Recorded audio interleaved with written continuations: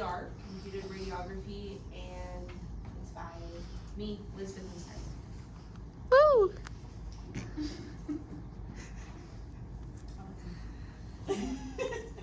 Alright, so there are three elements of the CR. There's a catchment element of barium fluoride and europium. Europium acts as the activator and it stores as well. And so the phosphor layer absorbs the X-rays and holds the energy as the latent image, which is the invisible image. The coupling element are the fiber optics and the lenses and the laser. Basically what happens is it releases the light. So it transfers the stored energy from the PSP to the collection system, which is what I'll be getting into.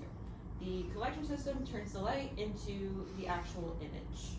So the detector collects the emitted light and then amplifies it, then converts it into the electrical signal. And then that's when the digital X-ray comes up on the computer. The components of the reader is mechanical, optical, and computer. And for the mechanical, that's going to be your drive mechanism. So when you insert the plate, it's going to start moving through the reader, and that's done slowly by a slow scan. And then your optical is going to be all of those components. So your laser, your filters, your photodetector, your beam shaping optics, all of those. And then your computer aspect is going to be the ADC, which is your analog to digital converter, and that is where the signal is shaped before the final image is seen on the monitor. There's 4 steps to the reader: expose, stimulate, read, and erase. During expose, the X-ray beam exposes a photostimulal phosphor, which sends the electrons to a metastable state. And at this time, 50% return back to ground state, immediately resulting in emission of light. During stimulate, a red stimulating inferior laser is detected at the photostimulator phosphor, resulting in the latent image. And then during red, this is where the stimulated emission is detected, and the metastable electrons return to ground state in a shorter wavelength in daylight blue or purple region of the visible spectrum, and this is where the latent imaging becomes visible.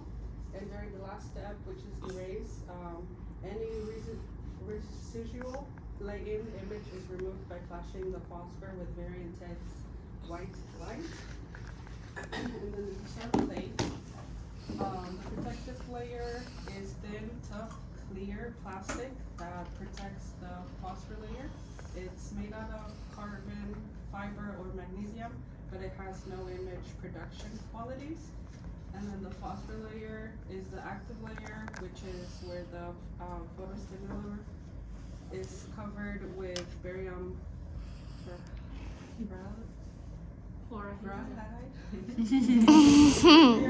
And this is where it has the ability to store and release energy. And this is going to be the conductive layer, and that is what grounds the IP. So it reduces your static electricity and it absorbs the light.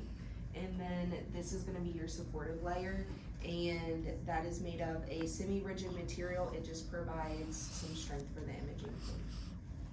And then we have the reflective layer, which is also called the light shield.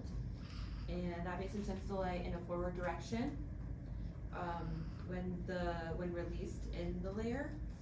And then it just prevents the unwanted light from affecting the underexposed flash plate and image. And the backing layer is also called a protective layer, so it helps the layer not bend and helps it if anything happens. It's soft.